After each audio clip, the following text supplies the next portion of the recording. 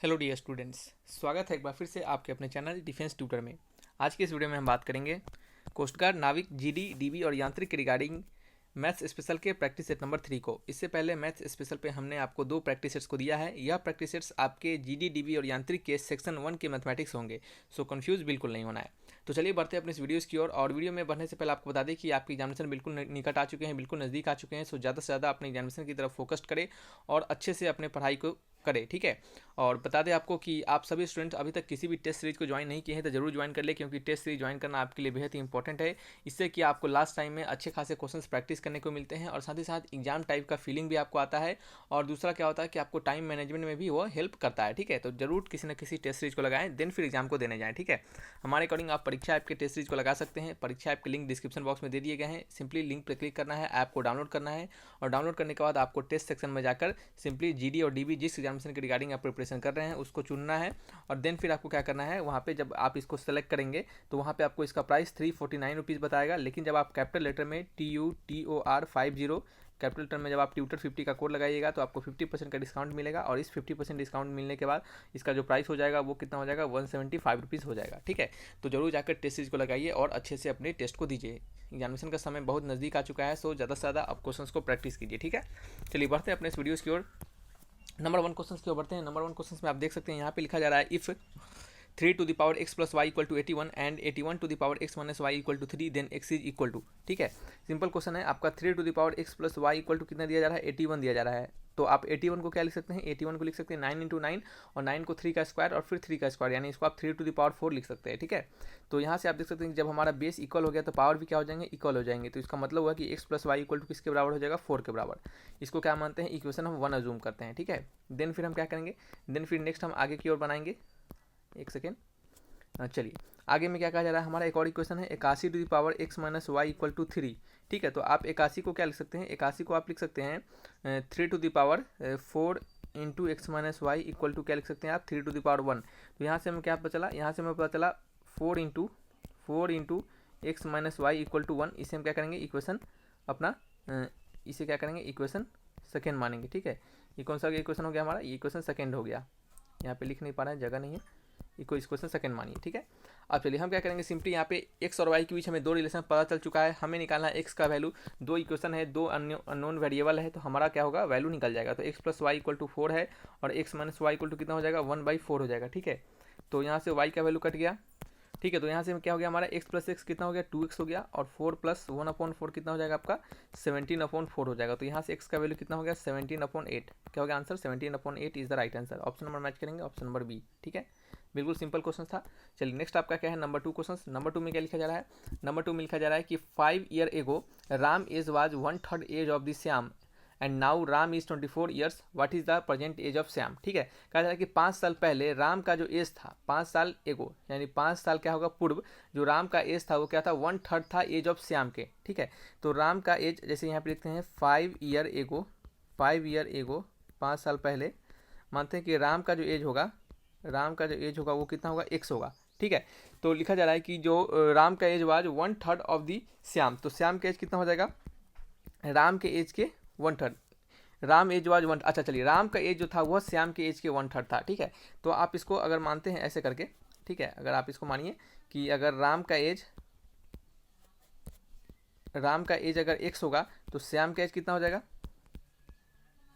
ठीक है। श्याम का एज कितना हो जाएगा बताइए, तो श्याम का एज हो जाएगा 3x। कैसे, देखिए अकॉर्डिंग टू क्वेश्चंस लिखा जा रहा है कि Ram age was 1/3 of the age of Shyam, यानी राम का एज जो था वो क्या है, 1/3 एज ऑफ श्याम के। तो श्याम का एज कितना हो जाएगा, 3 टाइम्स ऑफ राम। राम का एज हमने x माना है तो 3 इंटू एक्स हो जाएगा, ठीक है। तो यहाँ पे हमने इसको ऐसा लिखा। नेक्स्ट फिर लिखा जा रहा है कि what is the present age of the Shyam, तो श्याम का प्रेजेंट एज क्या होगा, ठीक है। तो श्याम का प्रेजेंट एज निकालना है, तो प्रेजेंट एज, ठीक है। तो प्रेजेंट एज श्याम का कैसे होगा, तो लिखा जा रहा है देन फिर आगे कि Ram age was 1/3 of the age of Shyam, now Ram is 24 years, what is the present age of Shyam. तो अब जो राम जो है वो कितना है, 24 ईयर का हो चुका है, ठीक है, ठीक है। तो अब लिखा जा रहा है कि नाउ यानी प्रेजेंट टाइम में जो राम का एज जो है वो कितना 24 ईयर हो चुका है। तो आपसे पूछा जा रहा है कि प्रेजेंट एज में यानी प्रेजेंट टाइम ऑफ श्याम का एज क्या होगा, ठीक है, यानी प्रेजेंट में अभी श्याम का एज क्या होगा। तो सिंपल बात है कि 5 साल पहले यदि आपका राम का एज x होगा और श्याम का एज 3x होगा, तो प्रेजेंट में क्या होगा, राम का एज, प्रेजेंट में जो राम का एज होगा वो कितना होगा, 5 साल आगे चला जाएगा यानी x + 5 हो जाएगा, ठीक है। और उसी प्रकार श्याम का एज कितना हो जाएगा, श्याम का एज 3x + 5 हो जाएगा। और अकॉर्डिंग टू क्वेश्चन कहा जा रहा है कि जो राम का एज है वो प्रेजेंटली कितना है आपका 24 है। तो x + 5 जो होगा वो किसके बराबर होगा, 24 के बराबर होगा। तो यहाँ से हमें x का वैल्यू कितना निकल जाएगा, 24 - 5, तो ये आपका हो जाएगा 19, ठीक है। कितना, 19 हो जाएगा। आपसे पूछा क्या जा रहा था, आपसे पूछा जा रहा था श्याम का परसेंटेज, यानी x के जगह पे क्या डाल देंगे हम, 19 डाल देंगे और उसमें क्या करेंगे +5 जोड़ देंगे, तो हमारा श्याम का एज निकल जाएगा, ठीक है। तो श्याम का परसेंटेज यही है ना, तो श्याम का परसेंटेज यही है। तो यहाँ पे क्या करेंगे, सिंपली जगह तो है नहीं यहाँ पे, अच्छा रुक जाइए, इसको अच्छा से लिखते हैं। x + 5 = 24, तो यहाँ से x = 19 निकल गया, ठीक है। और श्याम का एज हमें निकालना है प्रेजेंट वाला, ठीक है, प्रेजेंट वाला। तो वो क्या हो जाएगा आपका 3 × 19 + 5, इसका वैल्यू कितना आ जाएगा, तो इसका वैल्यू आपका आ जाएगा हमारा 62, कितना, 62 ईयर, ऑप्शन नंबर बी।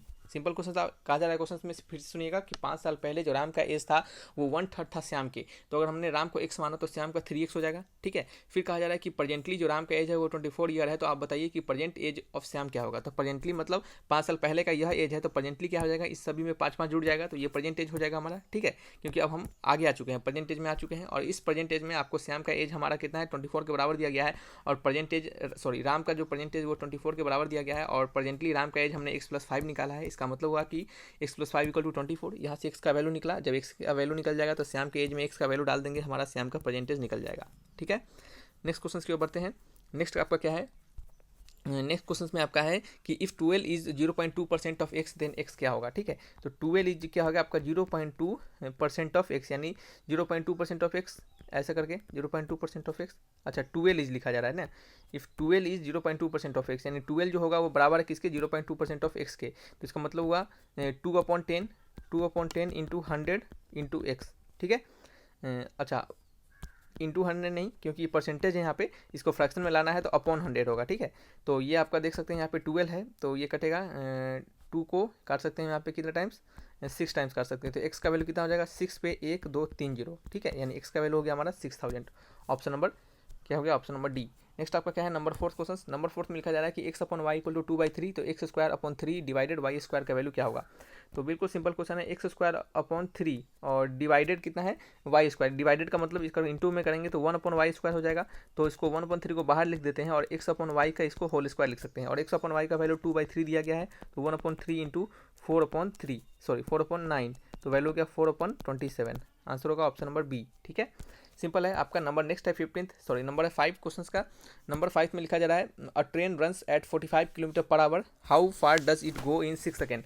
एक ट्रेन जो है वो 45 km/h के घंटे से चल रहा है, तो how far does it go in 6 second, तो 6 सेकेंड में वो कितने दूरी तय करेगा। सिंपल सा क्वेश्चन है। डिस्टेंस इक्वल टू क्या होता है आपका, डिस्टेंस इक्वल होता है स्पीड इंटू टाइम। स्पीड कितना है हमारा 45 है, km/h में है, और यहाँ पे सेकंड में दिया जा रहा है। तो फर्स्ट ऑफ ऑल आपको km/h को मीटर/सेकंड में कन्वर्ट करना पड़ेगा। तो मेन काम यहाँ पे यही है कि मीटर/सेकंड में कन्वर्ट करना। तो 45 अगर आपका km/h है तो इसको मीटर/सेकंड में कन्वर्ट करने के लिए हम क्या करते हैं, 5/18 से मल्टीप्लाई करते हैं। ये शॉर्टकट होता है। और ये शॉर्टकट आता कहाँ से है, सिंपली आप किलोमीटर को जब क्या करेंगे मीटर में कन्वर्ट करेंगे, और आवर को क्या करेंगे जब सेकंड में कन्वर्ट करेंगे, और वहाँ से आप उसको काटेंगे तो आपका 5/18 आता है, ठीक है। तो ये कुछ रॉकेट साइंस नहीं है ऐसा कुछ, ठीक है। इंटू टाइम कितना है आपका, टाइम है आपका, और ये क्या आपका यूनिट क्या रहेगा आपका, ये मीटर/सेकंड रहेगा। और टाइम कितना आपका है 6 सेकेंड, ये सेकेंड से सेकेंड कट जाएगा, ठीक है। और 6 3 × 18 कट जाएगा, और ये आपका 3 से कितना कटेगा, 3 1 जा और 3 5 जा, तो 15×5 कितना होता है आपका 15×5 75, ठीक है। तो 75, और ये सिर्फ मीटर बच रहा है, तो इसका आंसर होगा डिस्टेंस इक्वल टू 75 मीटर, ठीक है। डिस्टेंस इक्वल टू कितना हो गया, 75 मीटर हो गया, ठीक है। एक सेकेंड, आंसर मैच कीजिए, ऑप्शन नंबर सी। नेक्स्ट आपका क्या है, नंबर 6 क्वेश्चन का। नंबर 6 में लिखा जा रहा है कि if set A equal to इतना, बी इक्वल टू इतना, देन ए इंटरसेक्शन बी। देखिए एक ए इंटरसेक्शन होता है और दूसरा क्या होता है, ए यूनियन होता है। इंटरसेक्शन का मतलब क्या होता है, कॉमन पार्ट। यूनियन का मतलब क्या होता है, होल पार्ट। ए अगर यूनियन बी लिखा जाए, इसका मतलब हुआ कि ए और बी के सारे एलिमेंट को लेना होता है, और ए इंटरसेक्शन बी लिखा जाए तो ए और बी के जो कॉमन पार्ट होते हैं उसको लेना होता है। यहाँ पे हम लिख देते हैं आपके लिए एक बार, ताकि आपको याद रहे। इसका मतलब हुआ कि कॉमन लेना होता है, या फिर कॉमन वाला पार्ट, ठीक है, आप ऐसा लिख सकते हैं, कॉमन लेना होता है। यहाँ पे क्या होता है, सारे को लिख दो, ठीक है। यानी कहने मतलब सारे जो एलिमेंट होंगे उनको लिख दो। तो ए इंटरसेक्शन बी निकालना है हमें। हेयर क्या निकालना है हमें, here we find A intersection B. तो ए इंटरसेक्शन बी में कॉमन पार्ट कौन सा है, कोई कॉमन पार्ट नहीं है, ठीक है। तो इसका जो ए इंटरसेक्शन बी क्या हो जाएगा, ये आपका 5 हो जाएगा, यानी no element present in this, ठीक है। ए इंटरसेक्शन बी में कोई एलिमेंट प्रेजेंट नहीं होगा, आंसर होगा ऑप्शन नंबर सी। नेक्स्ट आपका क्या है, नंबर आपका है आप 7th क्वेश्चन का नंबर 7th में लिखा जा रहा है आपसे।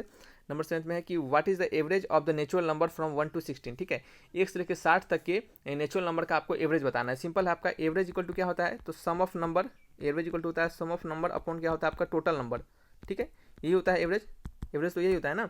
तो देन फिर हम यहाँ पे क्या करेंगे, सम ऑफ नंबर कैसे फाइंड करेंगे, तो सम ऑफ नंबर हमारा होता है 1 से लेकर 60 तक के सम ऑफ नंबर करना है। तो 1 + 2 प्लस क्या होगा, 1 + 2 + 3 प्लस कहाँ तक, अप टू 60 तक, अपॉन क्या होगा हमारा टोटल नंबर।